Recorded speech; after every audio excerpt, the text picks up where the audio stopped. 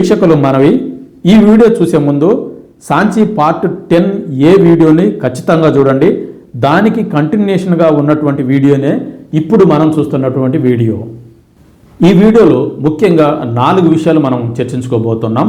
Part 10లో భాగంగా మొదటి 2 విషయాలు 10లో A భాగం, మిగతా 2 విషయాలు 10లో B భాగంగా మేము ముందుకు రాబోతున్నాను. ఇక 3వ భాగంగా పురావస్తు అధికారులకు ఇక్కడ లభించినటువంటి విగ్రహం ఏంటి, దానిపైనటువంటి అక్షరాలు ఏంటో చూద్దాం.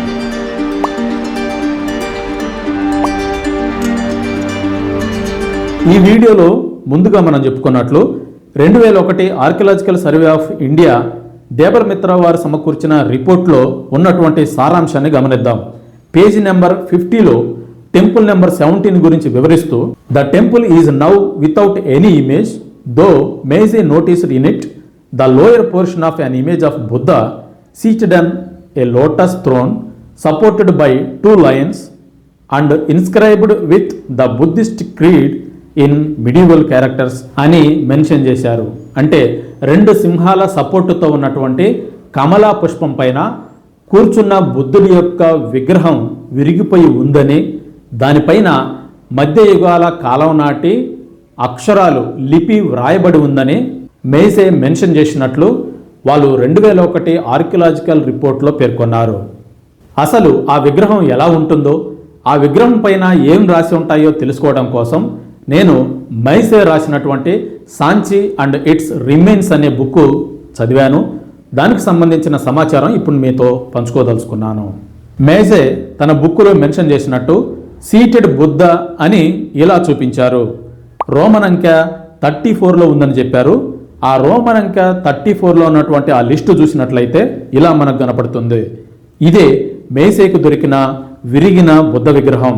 కమల పుష్పంపై ధ్యాన ముద్రలో ఉన్నటువంటి బుద్ధ విగ్రహం ఇది. అంత స్పష్టంగా మనకి కనిపించట్లేదు, బుక్కులో కూడా అంత స్పష్టత లేదు. 2 సింహాల శిల్పాలు కూడా ఇక్కడ కనిపించడం లేదు. ఇది ప్రతిష్ఠించిన సమయంలో బుద్ధుడి యొక్క స్వరూపం ఎలా ఉన్నదో తెలుసుకోవటం కోసం ఏఐని వాడి ఒక రూపాన్ని సృష్టించడానికి, రీక్రియేట్ చేయడానికి ప్రయత్నించాను. అది మీరు కూడా చూడండి. ఆ కాలం నాటి బుద్ధుడి యొక్క ఇమేజ్ని రీక్రియేట్ చేస్తే బహుశా ఈ బుద్ధుడి యొక్క విగ్రహాన్ని ఇదే సాంచి టెంపుల్ నెంబర్ 17లో ప్రతిష్ఠించారని మనకి సూచనప్రాయంగా తెలుస్తుంది. మన ఛానల్లో ఇటువంటి ధ్యాన ముద్రలో కమలా పుష్పంపై కూర్చున్నటువంటి 4 బుద్ధుడి యొక్క స్వరూపాలని మనం ఎక్స్ప్లోర్ చేసినాం. ఒకవేళ మీకు గుర్తుంటే ఖచ్చితంగా వాటిని ఎక్కడ ఎక్స్ప్లోర్ చేసినామో కింద కామెంట్ రూపంలో తెలియజేయండి.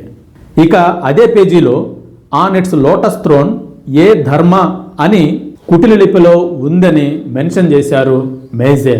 కుటిల లిపి అంటే ఈరోజు మనం ఏదైతే హిందీని దేవనాగరి లిపిలో రాస్తున్నామో, ఈ దేవనాగరి లిపికి ప్రాథమిక దశలో ఉన్నటువంటి లిపినే కుటిల లిపి అంటారు. ఈ లిపి గుప్తుల కాలం నాటి బ్రాహ్మీ లిపి నుండి ఉద్భవించినటువంటి ఒక లిపి అని చెప్పుకోవచ్చు. తర్వాత కాలంలో దేవనాగరిగా ఇది పరిణామం చెందిందని కూడా చెప్పుకోవచ్చు. ఈ కుటిల లిపి గుప్తుల చివరి కాలం నాటు మొదలై ఆ తర్వాత హర్షవర్ధుడి కాలం వరకు కూడా చాలా అభివృద్ధి చెందిందని చెప్పుకోవచ్చు. అంటే సుమారు 5, 6, 7, 8 శతాబ్దాల్లో ఉన్నటువంటి ముఖ్యమైన లిపిగా దీనిని భావించవచ్చు. ఇలా కుటిల లిపిలో రాసినటువంటి ఏ ధర్మ అనే పదంతో బుద్ధుడి విగ్రహాన్ని ప్రతిష్ఠించి పూజించేవారని మనకు తెలుస్తుంది.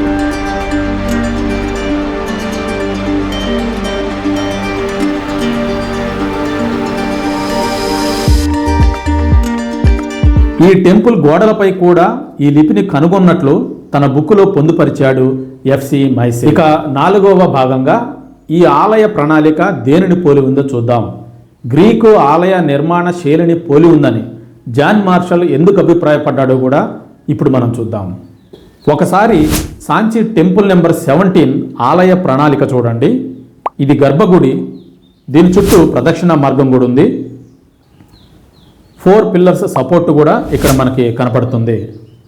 ఇప్పుడు శ్రావస్తిలో ఉన్నటువంటి మూల గంధకుటి ఆలయ ప్రణాళిక ఒకసారి చూడండి. ఈ 2 కూడా ఆల్మోస్ట్ సేమ్ ఉన్నాయి, ముఖ్యంగా గర్భగుడి ప్రణాళిక విషయంలో.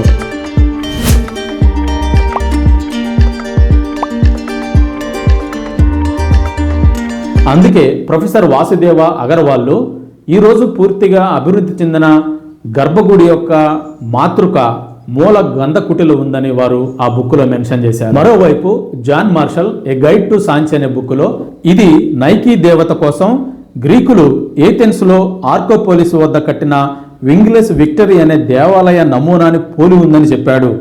ఒకసారి ఆ టెంపుల్ విశేషాలంటే ఇప్పుడు చూద్దాం. ఇప్పుడు మనం చూస్తుంది the Cleveland museum of art. ఇది ఓహియో రాష్ట్రంలో యునైటెడ్ స్టేట్స్లో ఉంది. ఇక్కడ టెంపుల్ ఆఫ్ ఏథెన్, నైకే, వీనస్ విక్ట్రస్ అని ఉంది. ఇక్కడ 2 పదాలు ఉన్నాయి, నైకీ దేవత, వీనస్ దేవత. మొదట గ్రీకు ప్రజలు నైకీ దేవతను పూజించేవారు. ఆ తర్వాత కాలంలో రోమన్లు ఈ దేవతను వీనస్ దేవతగా పూజించారని తెలుస్తుంది. ఆ దేవత కోసం కట్టిన గుడినే ఇప్పుడు మనం చూస్తున్నటువంటి ఇమేజ్లో ఉన్నటువంటి గుడి.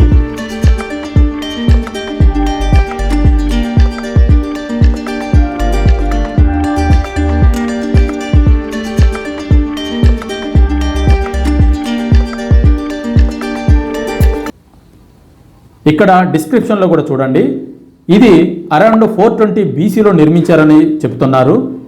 ఈ టెంపుల్ని ఏథెనా అండ్ నైకీ దేవతకు డెడికేట్ చేసినట్లు కూడా చెబుతున్నారు. ఈ చిత్రంలో ఉన్నటువంటి నిర్మాణాన్ని గమనించండి. మొదటిగా పైన పెద్ద పెద్ద రాళ్ళు కప్పబడి ఉంది. రెండవ అంశంగా దేవత విగ్రహాలు పెట్టుకోవడానికి గర్భగుడి లాంటి చతురస్రాకారపు గది కూడా ఉంది.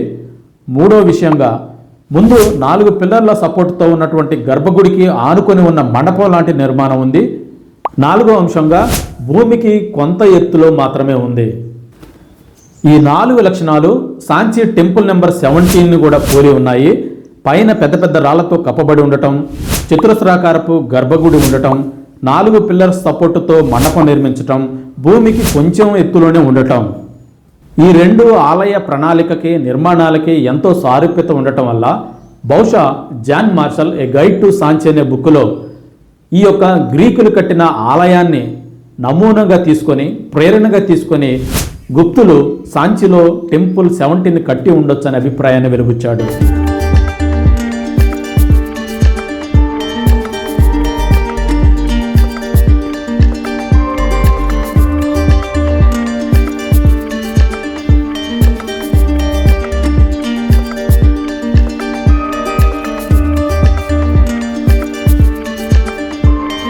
ఇక ఈ ఆలయ ప్రణాళిక ఒకసారి గమనిద్దాం. ఇది సాంచి టెంపుల్ నెంబర్ 17. ఇక్కడ గర్భగుడి ఉంది, బయట మండప నిర్మాణం ఉంది. ఇక్కడ 4 పిల్లర్స్ కూడా మనకు కనపడుతున్నాయి. దీనికి మూల గంధకుటి ఆలయ నిర్మాణానికి కొంత సారూప్యత ఉందని మనం తెలుసుకున్నాం.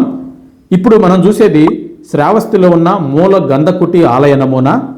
ఇక్కడ గర్భగృహం, ఇక్కడ మండపం లాంటి నిర్మాణం ఉంది. ఇప్పుడు గ్రీకుల దేవత అయినటువంటి నైకీ ఆలయ నమూనాన్ని కూడా చూద్దాం. ఇది దేవతను పెట్టే చతురస్రాకారపు గది, ముందు 4 పిల్లర్స్ సపోర్ట్స్తో ఉన్న మండపం.